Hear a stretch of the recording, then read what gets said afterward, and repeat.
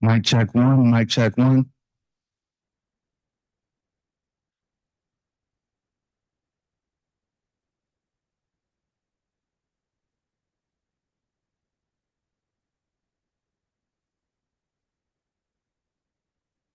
mic check two.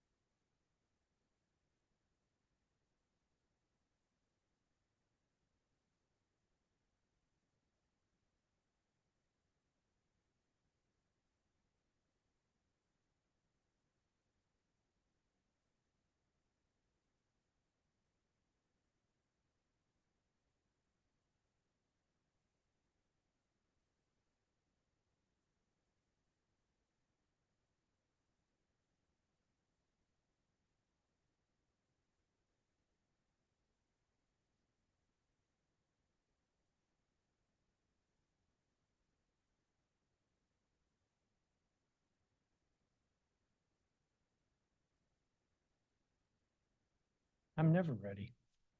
Good morning. Let's get started. This is the press conference that I have before a legislative meeting, and tomorrow, July 9th, we will have a legislative meeting. In fact, it will be the 28th legislative meeting of Council Period 25. It is also the last legislative meeting that the council will have before we go on recess. And our next meeting following that will be on September 17th. The council finished its work on the budget a couple weeks ago with the Budget Support Act. And these measures, as I recall, are all pending with the mayor for her signature, and then they'll be transmitted to Congress, which is our process now with the budget. This would be both the supplemental budget, which is the revised FY24, as well as the fiscal year 2025 Local Budget Act, as well as the Budget Support Act. The Federal Portion Budget Request Act, we adopted in May, and that's already has been transmitted, if I remember correctly. Tomorrow, we will start with the Committee of the Whole meeting, and this will be a additional meeting of the Committee of the Whole. That is not a regularly scheduled meeting. There are quite a number of measures being marked up in the Committee of the Whole. Most of them are confirmations. Of the confirmations, the Public Charter School Board, Dwight Davis, Metropolitan Washington Airports Authority, reappointing Judith Batty, and those are probably the two most important of the confirmations being marked up in the Committee of the Whole. A more important measure is Bill 25-640 Ballpark Budget and Maintenance Amendment Act, which will be marked up and then first reading tomorrow. This bill provides a long-term process for ensuring that the Nationals baseball stadium is well maintained. The district owns that stadium. Unlike other sports facilities in the city, we have under the existing lease, responsibility for maintaining the stadium. That makes sense since we own it. But with this bill, there will be in the law, a process that will use the existing funding that comes in to pay the bonds, to use that existing funding to ensure adequate maintenance for the stadium. The lease expires in 2038, so there are another roughly 15 years. And generally, the rule of thumb with a stadium is that it's good for about 15, 20 years, and then they need substantial upgrades such as HVAC, some of the amenities. Of course, the district is not responsible for some of the add-ons that the Nationals do, but basically ensuring that the stadium is state-of-the-art, like replacing the scoreboard over this past winter, but looking at infrastructure like that we're responsible for. And this legislation makes clear the funding stream, the funding availability, so that can happen through the lease. So that's what's being marked up in the Committee of the Whole. There are a number of other nominations that the mayor submitted that are coming out of other committees, quite a number. In fact, it's around 20 that will be going through the Committee of the Whole, but not for markup. Then we have the legislative meeting.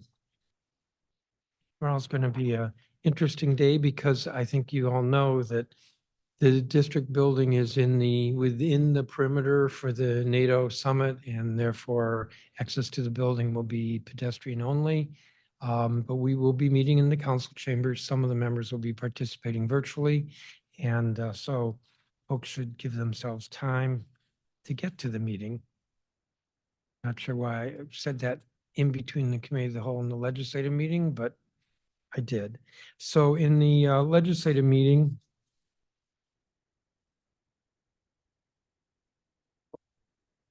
there will be a recess rules amendment. We do this every year. I don't think there's anything noteworthy about it. It just allows for instance, grant budget modifications to come to the council, be filed during recess. Most measures cannot be filed during recess, but these will be I don't think there's anything else that's really noteworthy that's in the recess rules. But one never knows. I'm not planning anything else, but one never knows what may come up from members. So we have on non-consent, in addition to the recess rules, a number of emergency measures. And most of those are just continuing emergencies that had previously been adopted. But I'm happy to answer questions about any of them. Probably the one that's gotten some attention is the pilot truancy reduction emergency. And what this will do, let me give a little background. The mayor earlier this year submitted legislation dealing with attendance or truancy, had a number of provisions in it. One of them was that referrals would be made instead of to Child and Family Services Agency for minors under the age of 13 or to court social services for minors above that age, that instead the referrals would be made to the Department of Human Services. The permanent bill that she introduced also dealt with some other agencies such as the Attorney General, at what point the Attorney General gets involved. The pilot that's coming up tomorrow deals only with high school students. What I'd circulated last week included elementary schools, but that will not be in what I circulate tomorrow. Only with high schools. It will be 5 high schools. It will be basically testing whether this new referral process that the mayor's proposed will actually make a difference. So I think there's been quite a bit of discussion about whether DHS, which has responsibilities in a lot of other areas where there's been some struggling, such as with vouchers and housing and homelessness, whether DHS could actually take on these truancy referrals. And so we're going to test it for a year, and that would be 5 high schools. And what the emergency requires is some pre-post analysis in the areas of attendance, academic performance, and juvenile justice system involvement. Now, most kids who miss school don't get involved in the criminal justice system. Let me be clear about that, but there is some involvement, and meaning there are some students. And so that's included in what will be tested here. There'll be 2 reports. One will be due in March when we get the budget.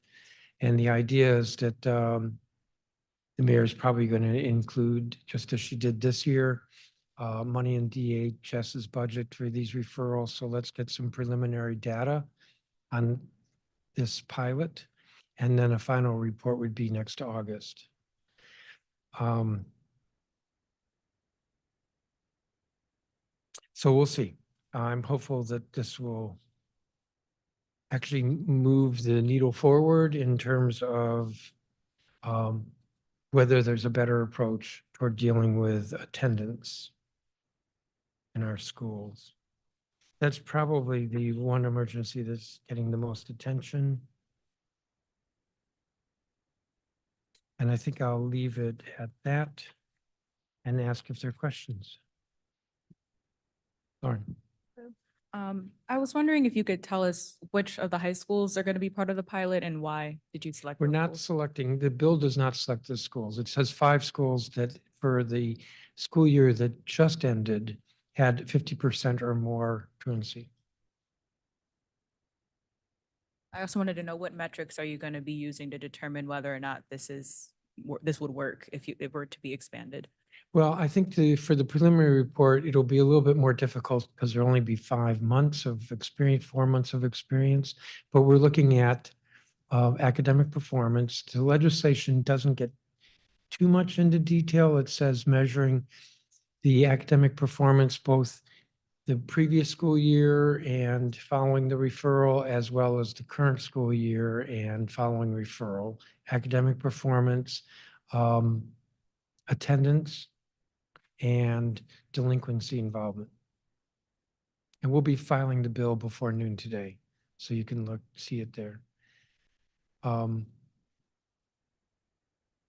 Those are the three main areas of which there is concern about attendance. The first, which is most obvious, is the whole goal of these referrals is to improve attendance.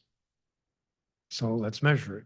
Measure this past school year, a student's attendance this past school year with next school year, and then before referral next year and after referral next year.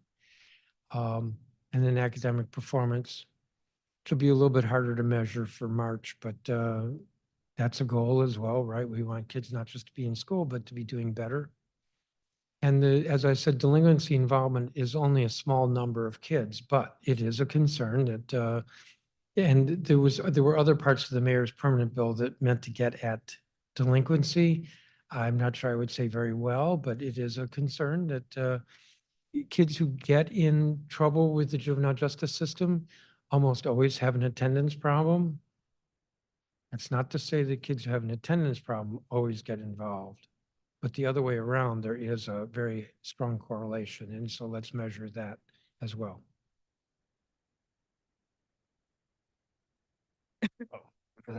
Thank you. Peace and blessings, Chairman. How you doing? Fine, how are you? I'm doing well. This is in regards to the Clemency Board nominations.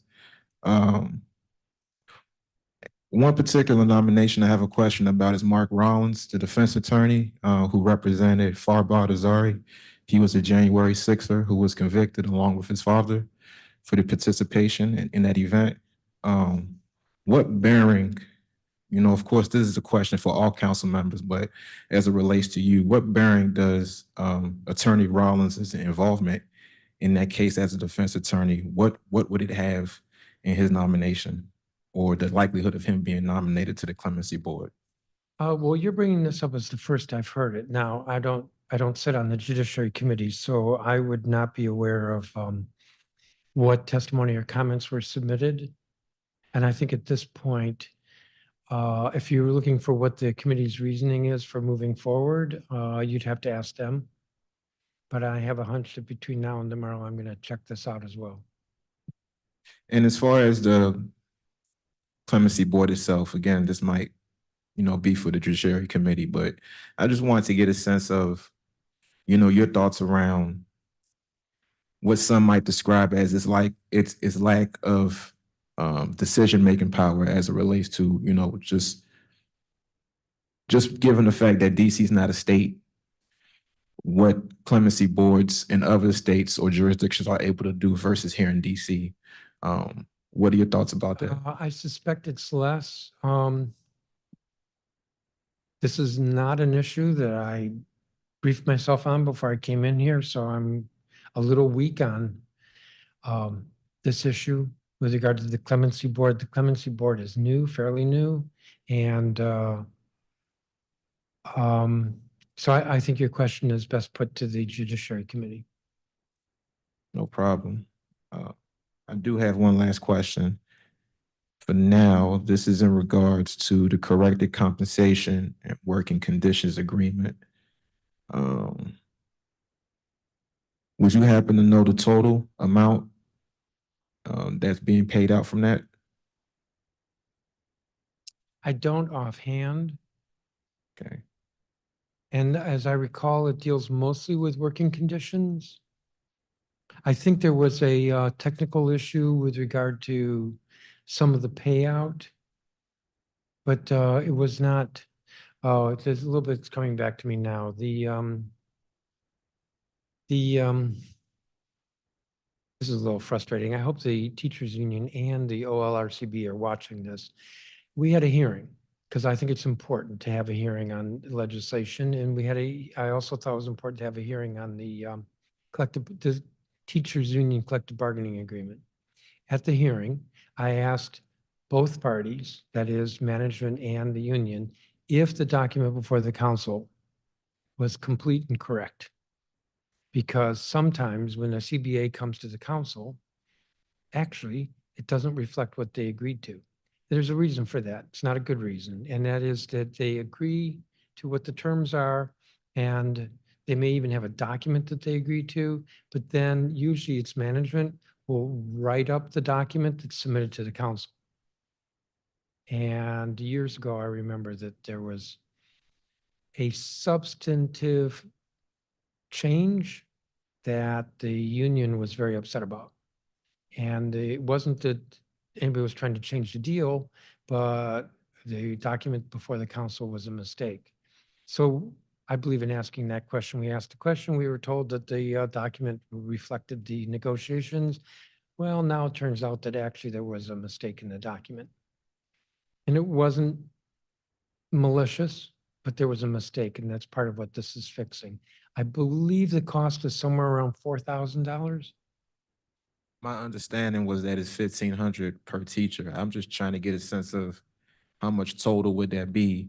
And if it, and how would it affect DC government budgetarily? You know, is that 1,500 per teacher accounted for already? Well, I'm getting a figure of 4,000, so I may be wrong on that. My understanding is that the cost of that probably comes out of the workforce development fund, which is how the contract was originally paid for. You can follow up with my office. We'll get more detail on it. All right, no problem. Thank you.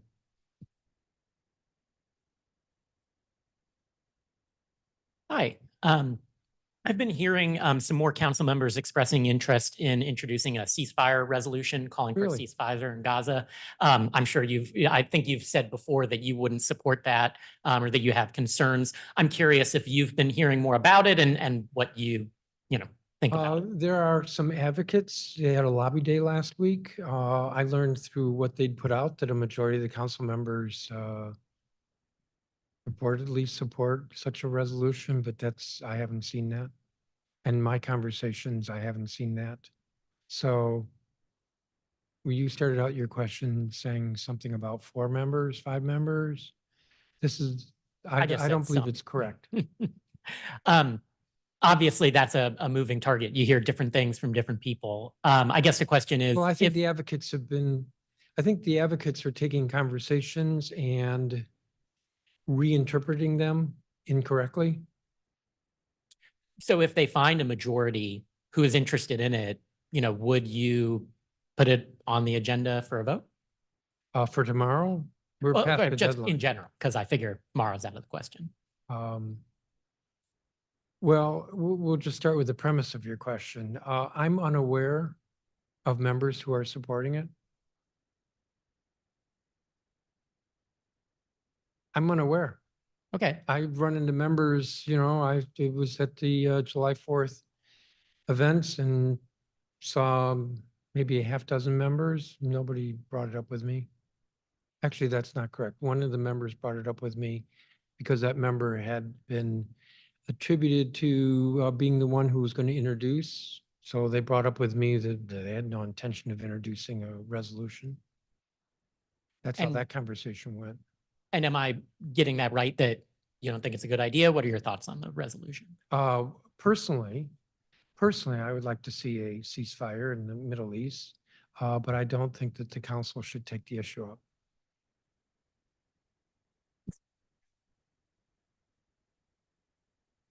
I have a question about gun crime and gun crime prosecutions. The United States Attorney, Matthew Graves, this is also about carjackings, but they have been touting their prosecution of gun crimes and carjackings as well. So I have 2 questions. Do you meet with Graves and or members of the U.S. Attorney's Office? And do you think that he's doing an adequate job of prosecuting gun crimes and carjackings? I do not regularly meet with him. I do not have oversight over public safety, so I do from time to time talk to him.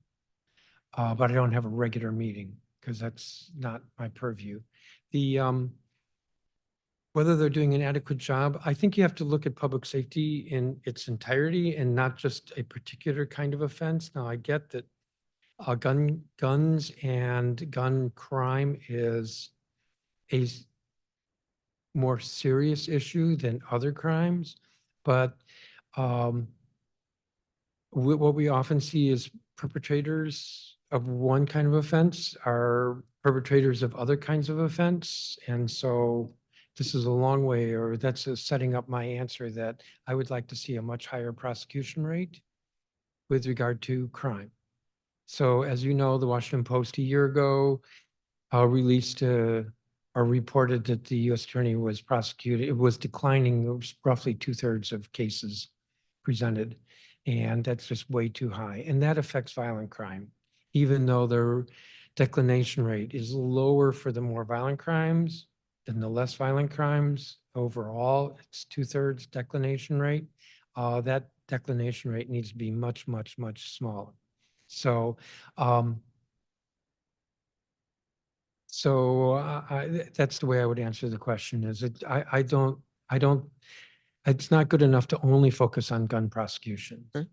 I understand that you're not chairman of the Judiciary Committee, but as chairman of the council, don't you think that you should have if you think that, as you said, you'd like to see a higher prosecution rate? don't I've you made think that point. I've that- made that point To him. repeatedly. Yes. Oh, yes. The U.S. Attorney's well aware of my view on that. Okay, good, thank you. And I also, because you're reminding me of the discussion that he provoked back in late December, early January over the Sentencing Commission and he was lamenting the very relatively small number of, I think it was homicide convictions that resulted in sentences greater than 10 or 15 years. And what was just infuriating about that criticism was that something like 97% of those cases are plea bargained. So it's his own decision what the sentence is. Now, let me say as well, because you provoked me here, that the length of the sentence, the research shows, has less of a deterrent effect than the swiftness and certainty of prosecution, which is why it's critical that the police increase their case closure rate. And I think we're going to see soon a report from the DC auditor with regard to staffing at MPD. And I suspect it's going to say that they need more detectives, which of course would help with case closure. We've got to close more cases. We've got to close them more quickly. And then the U.S. Attorney's got to prosecute them aggressively. Hi, Chairman. I wanted to go back to the emergency pilot Yes. legislation. I know that this pilot is going to test this question, but I just want to know kind of where things stand right now. Why would DHS be better equipped to do this job than, CFSA or court social services? Why this agency is as kind of, as you already said, is already has a lot going on, already has a lot of responsibilities. Why Correct. expand it in this way? Yes, DHS does not have a great track record right now with regard to some of the other programs that they administer, like homeless services and housing, affordable housing. The mayor and a couple of members have pushed hard that CFSA should stop getting these referrals and that DHS should. I'm not convinced that treating one agency for the other is the better course. I also believe that in a small number of cases where kids, particularly younger kids, are missing a lot of school, that's indicia of some dysfunction in the home. And I think that the Child and Family Services Agency, which includes in its mandate working with parents and helping parents, that's the better agency trained to recognize dysfunction, maybe that rises to the level of abuse or neglect. On the other hand, CFSA has made it clear that nobody likes them and they seem to be fine with nobody liking them, which I think is completely irresponsible on their part. What do you mean no s- one likes them? That we've gotten lots of testimony that families or parents dislike CFSA and react very negatively. I see CFSA as an agency that's trained with a responsibility to help families and to not just simply prosecute families for abuse and neglect, but rather to help families that are struggling with issues that correlate to poverty, all the stresses that come from that and how to help them with navigating transportation issues that may seem insolvable, or maybe mental health issues, which are not criminal. That CFSA is the better agency to do that. But CFSA has abdicated the field, if you will, and the mayor seems fine with that, which is why she wants the referrals to DHS. And I think it's trading one troubled agency for another troubled agency. But I'd say let's test it. But the CFSA referrals are actually for elementary school and some middle school, and this pilot will be high school. And so there, the alternative is CSS, Court Social Services, and CSS has not worked well. And the reason for that is primarily because Court Social Services, because it is part of the court, looks for, I don't want to put this, prosecution grade evidence, which in my view is not what these referrals are about. And it's hard on the schools, so they have to document every effort at communication, and they have to provide a lot of documentation, basically evidence to Court Social Services before they'll accept the case, and then they refer it for services. And so DHS may be the better solution. We'll see. This pilot is only going to test this provision of, I know in this, the mayor's bill, there's a lot of different things, but this will only test this specific provision about referrals. Okay, thank you. Other questions? Yes, Mr. Rice. There's certainly the possibility that Donald Trump could win the presidency. And I don't know if you saw an article by Janae Dill in Axios talking about the various possible moves he would make, taking over the police department, constraining the city council's budget authority and so forth. What are your thoughts? Is there talk of what might happen if President Trump? I think it's becomes hard to president. second guess what might happen without more indication. Nonetheless, it is something that I and others are beginning to think about. Whether there's anything we can do now to better prepare ourselves.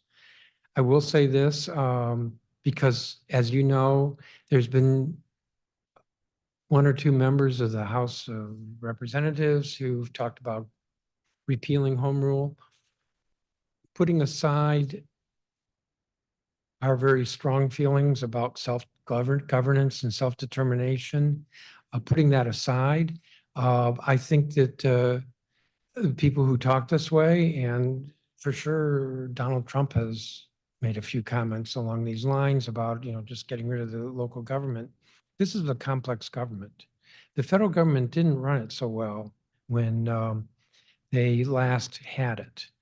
They left us with an unfunded pension liability of billions of dollars, a environmental situation that we're still paying to recover, pollution in the Anacostia, the combined sewer system.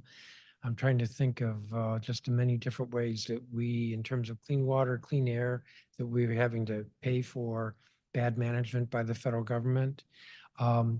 The federal government ran the district the way they run the federal government in terms of finances, which is sort of on a cash basis with a lot of borrowing. And we run our government with a 4-year financial plan that's balanced and an annual budget that's balanced. We're not allowed to overspend. We don't overspend. That's not the way the federal government ran it. We lead the country in a lot of different ways at this point in terms of our fiscal management. We have a fully funded pension, fully funded OPEB. We have a AAA rating.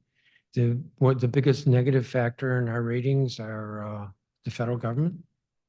Kid you not, but you read the ratings reports, and one of the negatives is Congress and its fickleness. So taking over the government, in fact, let's just take as exhibit B, the prohibition on our legislating cannabis. So cannabis, this is the scheme that the federal government has required on, imposed on us, that cannabis is legal, but we can't regulate it. Does that is that nonsense? Yes, that's nonsense. So when these members of Congress or the former president talk about taking over the district, putting aside the fact that for us, it's important, self-determination and statehood, putting that aside, they haven't shown the ability to run it very well. So it actually would be worse for us.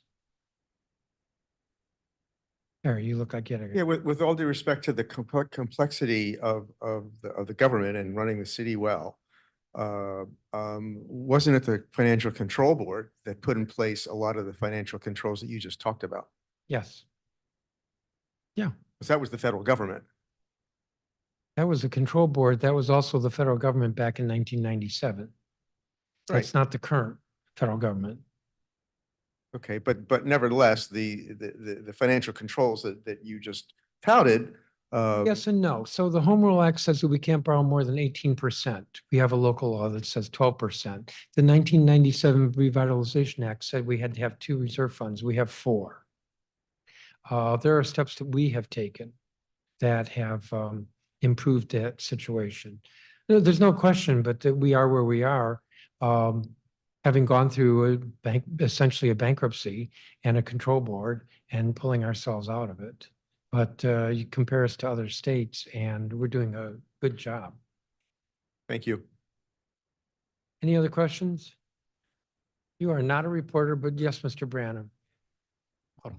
What are your thoughts on fast tracking of the bill to confirm William Osborne to be director of ACMA, given his refusal to commit to an agency of non-discrimination, given that the agency has at least 2 cases of discrimination filed against it, and he has refused to comment or commit to creating an atmosphere that is not toxic or hostile at ACMA.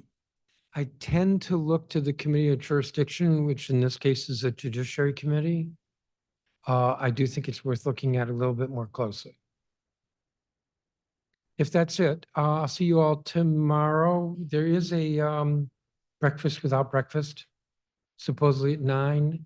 And then we canceled the caterer because we think it'd be too difficult to get a caterer to come in because of the perimeter restrictions. So members have been told to eat hearty before they come in. Building is open as. Yes, the building will be open and there's pedestrian access. So we have the breakfast and then we have the committee of the whole at 11 and then the legislative meeting.